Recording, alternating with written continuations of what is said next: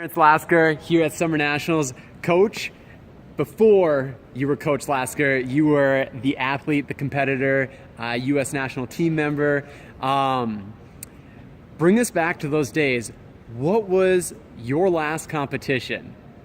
My last competition was the NAC in Kansas City, Missouri, 2003. Shout out to the hometown, right? Oh yeah. That's one of the reasons I went back. Strategic choice there. Yes, hometown, home crowd. Jeremy Summers will coach me. Vladimir was unavailable, so Roles have changed here. We see this evening you giving Dr. Summers a lesson. that's right. I definitely owed him one. So what? In which year was it that you competed in that Kansas City NAC? That was 2003. 2003. Okay, so 13 years later. Obviously, your coaching career is really been on a steady track, constantly progressing forward, producing a lot of students, great students now who are really competitive at the NCAA and international levels. How much did your experience at the international level kind of motivate you to ultimately pursue coaching? I would say that it was probably one of the main motivators. Just experiencing those feelings, being on the strip, and going through the motions of that strategical mind game that we play on the strip. Being able to help my athletes to be able to do that. It's it feels wonderful. I always say that, especially at a competition like Summer Nationals, like they fence a lot of bouts, but every single bout, if I'm with them on the strip, I'm fencing the bout also.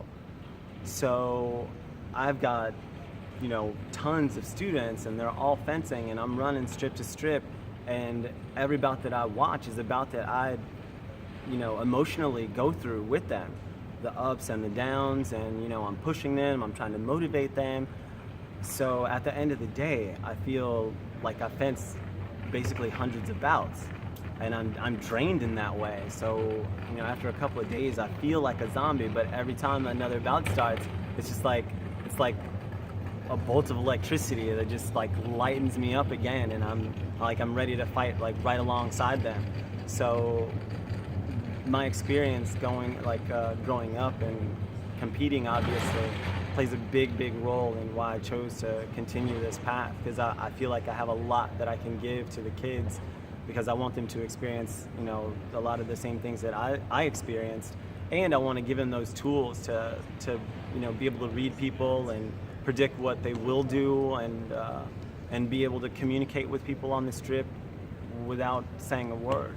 I always equate a fencing bout to a conversation, and a lot of people don't understand that, because they think of it like they're gonna go and they're gonna see what's happening and then figure it out kind of on the fly, whereas instead of watching it and reading it, why wouldn't you write it?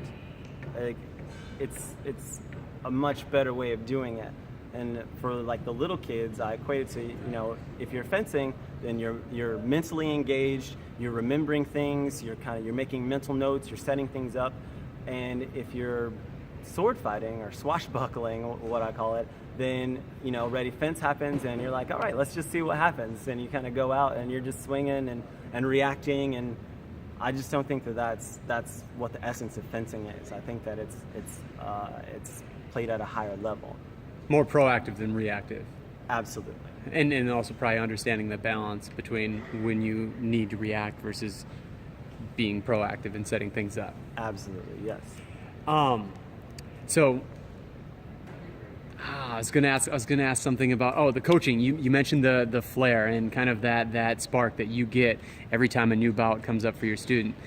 How would you describe the comparison between the energy, emotion, the passion that you now feel as a coach compared to kind of all those feelings and emotions you felt as a high-level athlete yourself?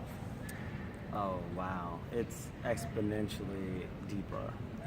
It is exponentially deeper, because Now, with coaching, it's so much harder, and I can imagine being on the strip myself, and what it felt like when things went your way and you're feeling great and you're in the zone, and even winning competitions. But it is so much more intense when you've spent the hours with this other person, another individual, and you've put all of this, for lack of a better word, input into them, and then they're going and trying to get an output from what you've given them, and watching their wheels turn and remembering, what they've been taught and going through the motions of actually figuring it out. It's really, really intense, and it's infinitely more rewarding than if I were to go out and do it myself. For me to give that gift to someone else and have them to be able to go out and use what I've given them to do whatever, whether it's just win a couple of touches, because that's how it goes. Bouts go one touch at a time, and recently my student won world championships in the team event. He was silver in the individual, and it was one touch at a time. There was a time, his first direct elimination bout, it was 14-14, and he was moderately ranked out of the pools, and it was a pretty tough bout, but it was the very first one, so it was just to make the 32, and it was so intense, and for him to pull that out, and then go on with the rest of the day being much easier for him up until the gold medal bout. It's phenomenal. It's a phenomenal feeling, and it was great for me to watch. It's great for me to be a part of. So yeah, you can't win gold unless you win the pools or the 64. Absolutely. And kind of to your point about being so invested in the athlete or the student, you're kind of seeing it from afar, yet you are incredibly invested. You've put in all that time, and so it's kind of like compounding what you felt as an athlete. Yes, that's exactly what's happening. So bringing it full circle in the interview, much like you started off with Dr. Summers, your last competitive bout, 2003, Kansas City NAC. How'd you finish the NAC? I won the NAC. Won the NAC. I won the NAC. Go out on a high note. And the magic is that I didn't take a lesson after 2000. So after 2000, a 3-year hiatus. Why the return? And was it a one and done return for a NAC? Prove your point, make a statement, or what was the reasoning to bring you out of that so-called retirement, I guess? Ultimately, it was really nice. I fenced in 2 NACs that season. They were the only NACs that I fenced in since 2000. And one was in Ohio, which is where I was living and working at Ohio State, and it was there. So I fenced there.